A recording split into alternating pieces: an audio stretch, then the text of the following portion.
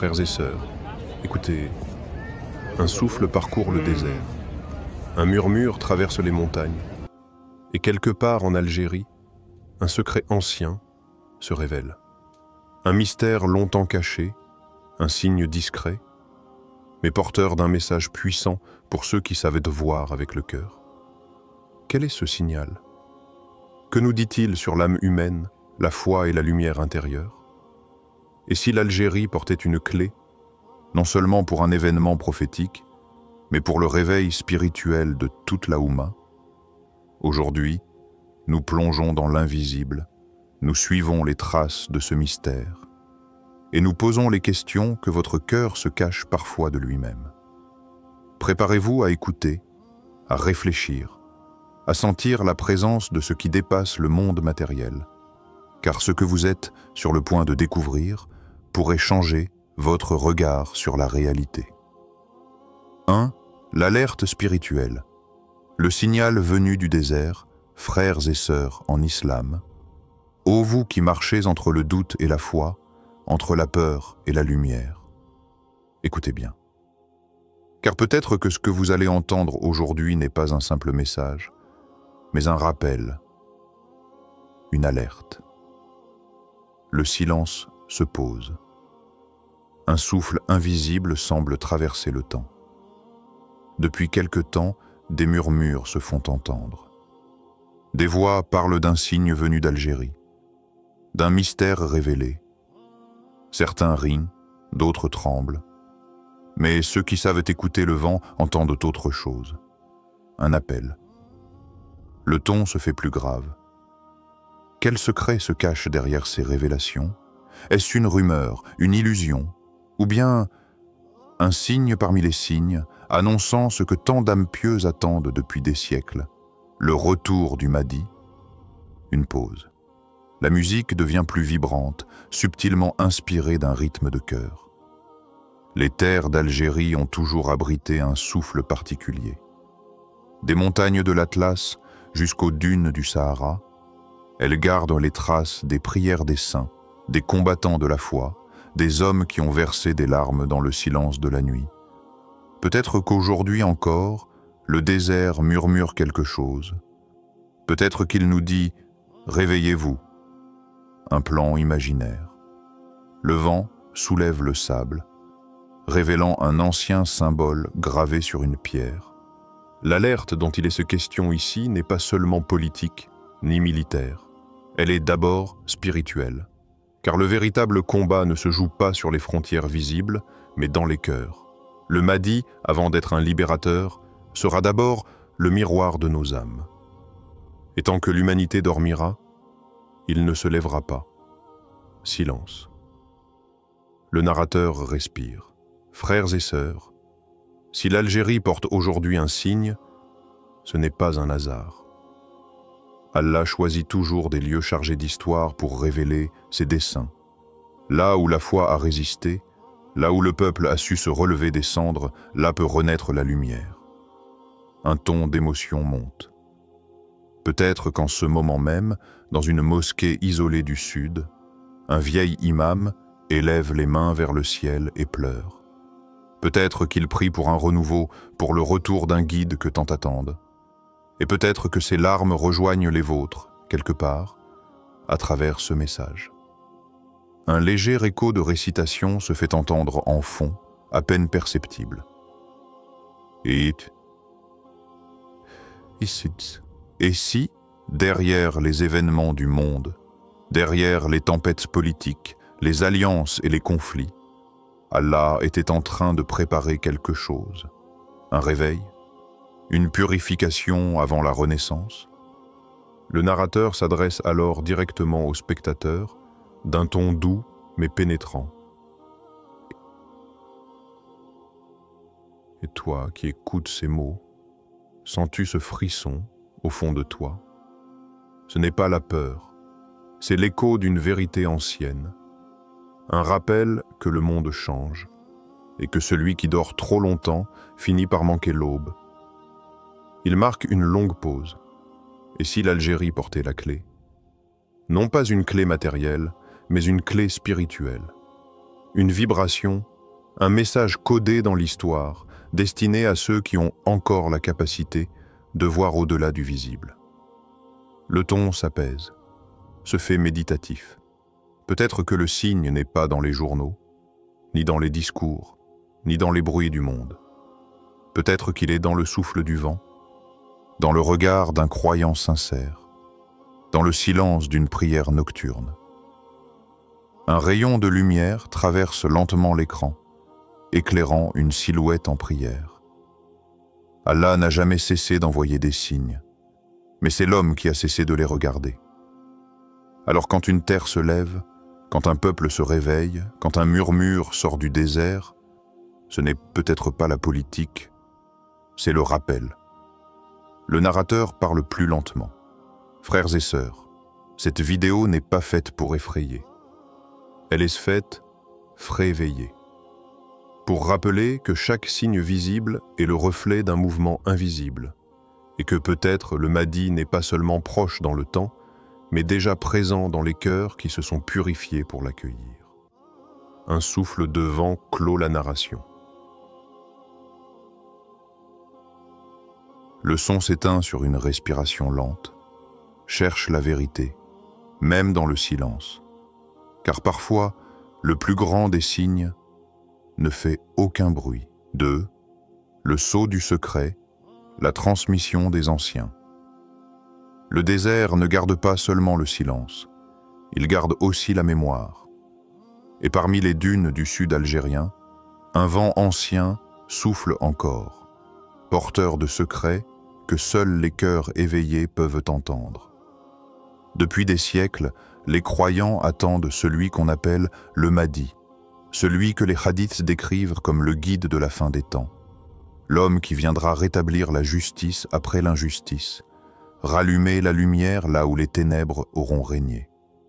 Il ne sera ni un roi, ni un conquérant, mais un serviteur choisi, dont le cœur aura été purifié pour porter la lumière divine. On dit qu'il apparaîtra quand la terre sera fatiguée de l'oppression, quand les âmes justes prieront en silence pour le retour de la vérité. Et c'est là, dans cette attente silencieuse, qu'un étrange signal aurait été perçu en Algérie. Les récits varient, mais une chose revient dans tous les témoignages, la lumière. Dans une petite ville du Sahara, perdue entre les dunes et le ciel infini, un vieil imam pieux se levait chaque nuit avant l'aube pour prier. Sa mosquée était simple, bâtie de terre et de pierre, mais son cœur vibrait de la présence d'Allah. Un soir, alors qu'il récitait ses prières, il sentit un frisson parcourir l'air. Le vent s'était arrêté, comme suspendu. Et soudain, une lumière éclata à l'horizon, ni celle de la lune, ni celle des étoiles. Elle venait d'en bas, comme si le désert lui-même respirait une clarté nouvelle. L'imam leva les mains, et dans le silence de la nuit, il entendit une voix douce, presque imperceptible, chuchoter. « Préparez le chemin. Le temps de l'éveil approche. » Au matin, il raconta son rêve à ses fidèles. Certains pleurèrent, d'autres doutèrent, mais tous ressentirent quelque chose d'étrange dans l'air, une paix inhabituelle, comme si le désert lui-même priait avec eux. Ce récit se répandit de village en village, porté par les caravanes, amplifié par les langues et les cœurs. Les anciens se rappelèrent alors d'une vieille légende, celle d'un manuscrit caché, enfoui dans le sable depuis des siècles, contenant des paroles sur le retour de la lumière à l'ouest. Certains affirmèrent qu'un groupe de jeunes chercheurs aurait découvert des fragments de ce texte, dans une zaouïa oubliée du Hogar. Les mots, à moitié effacés, évoquaient une ère nouvelle. Quand le vent de l'ouest portera le nom du juste, alors les montagnes témoigneront. Personne ne sut ce que cela voulait dire exactement.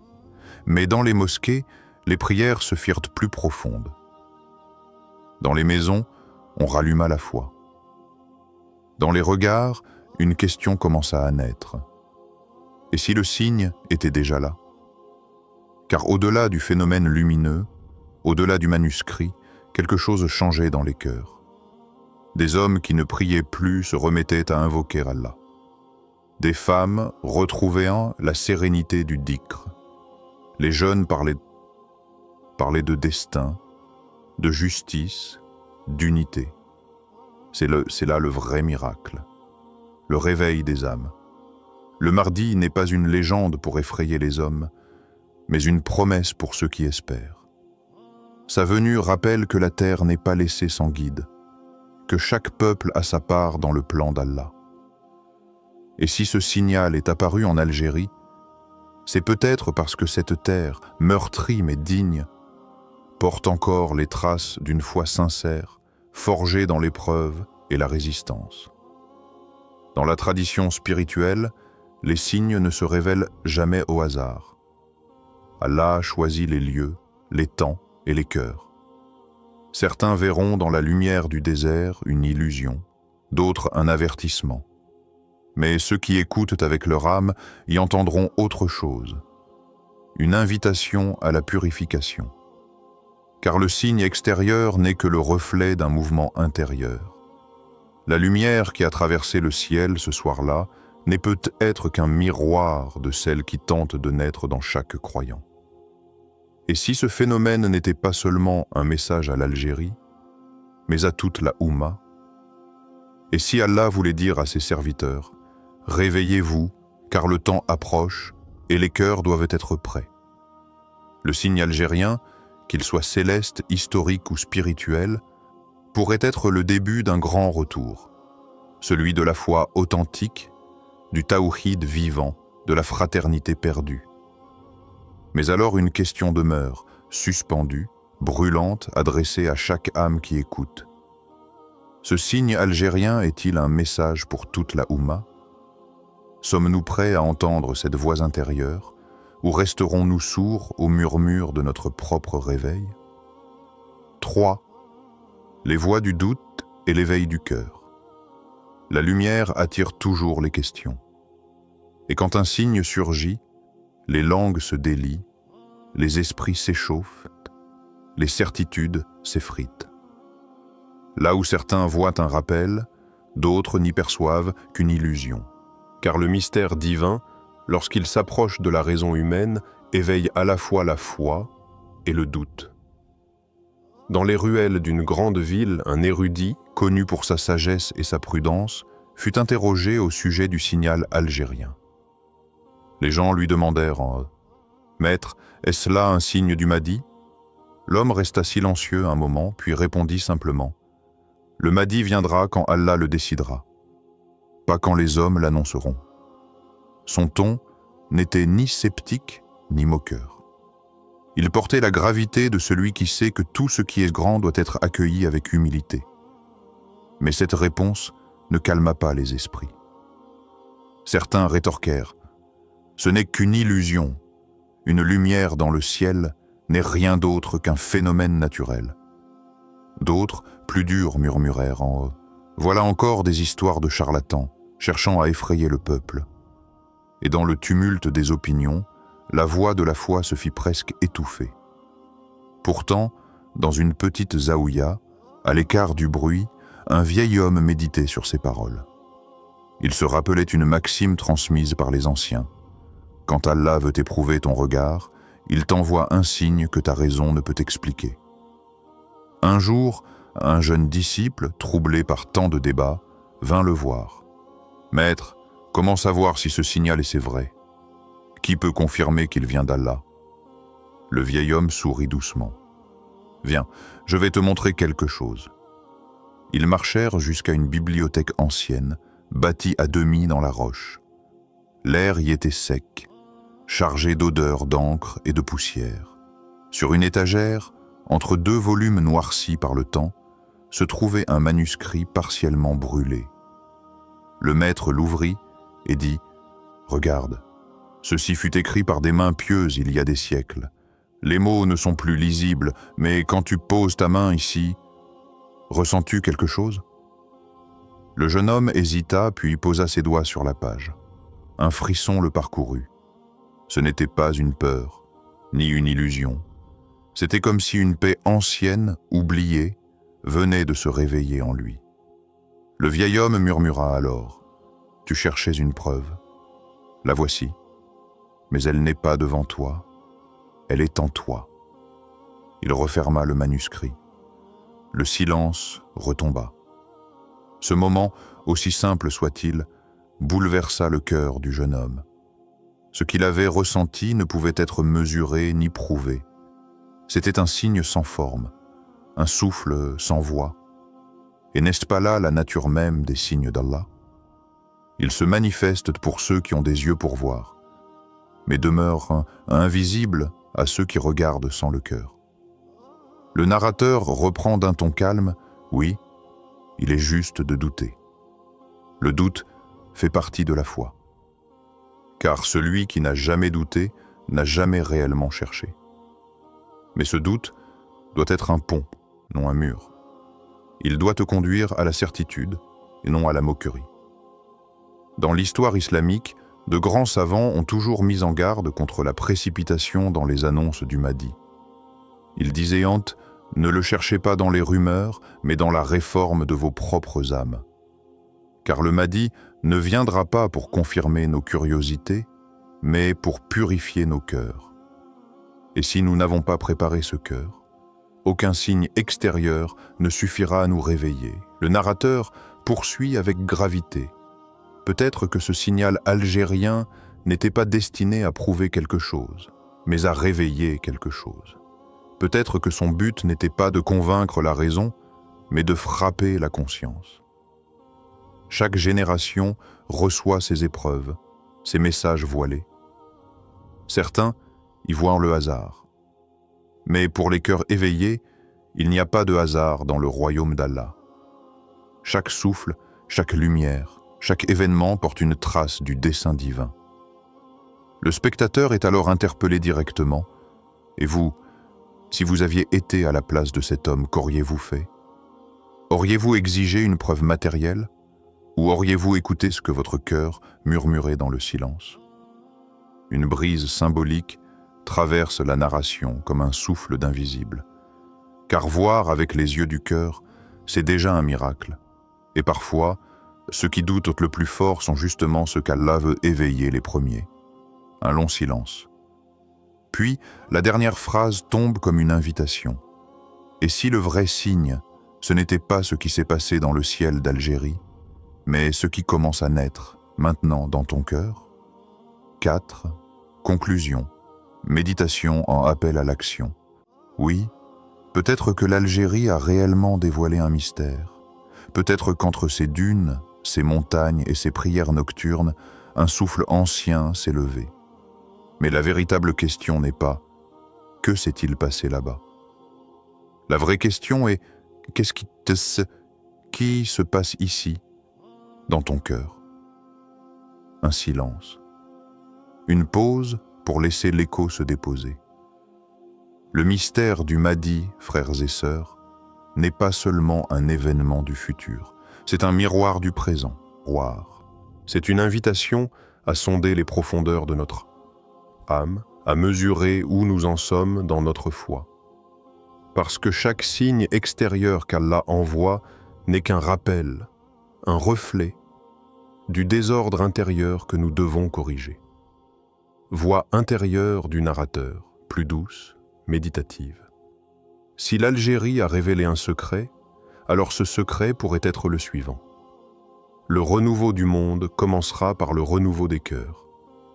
Et le Mahdi, avant d'être un guide qui se lèvera, est d'abord une lumière que chacun doit rallumer en soi. Pause. Son léger d'un souffle du vent, puis d'un appel à la prière lointain. Ô toi qui écoutes ces mots, regarde ton cœur. Est-il encore vivant? S'y trouve-t-il encore cette flamme qui te reliait à Allah dans tes jeunes années? Ou bien cette flamme s'est-elle éteinte, étouffée par le tumulte du monde? Le narrateur reprend avec gravité. Le signe algérien, qu'il soit réel ou symbolique, te parle à toi. Il dit « Réveille-toi ». Il dit « Purifie-toi ». Il dit « Prépare-toi ». car l'heure approche, peut-être pas l'heure finale, mais l'heure de ton retour à Allah. Et personne ne sait si ce retour sera demain ou dans un instant. Ferme les yeux un instant et laisse ces mots t'habiter. Répète dans ton cœur, « Ô Allah, éclaire mes ténèbres intérieures. Montre-moi la voie de ceux qui t'aiment sincèrement. Délivre-moi de mes illusions et fais de moi un cœur prêt à reconnaître tes signes. » Une courte pause. Parce que le véritable retour du Mahdi ne sera pas reconnu par ceux qui dorment, mais par ceux dont les âmes se sont éveillées. On raconte qu'un vieil homme, dans une oasis perdue, méditait chaque nuit sur les signes de la fin des temps.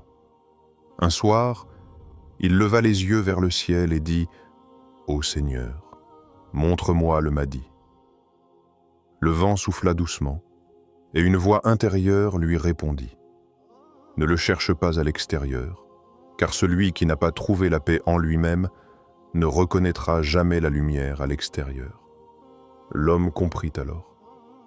Il se leva, fit ses ablutions dans le silence du désert et pria jusqu'à l'aube. Et ce matin-là, son visage brillait, non pas parce qu'il avait vu le Mahdi, mais parce qu'il avait trouvé en lui la paix d'Allah.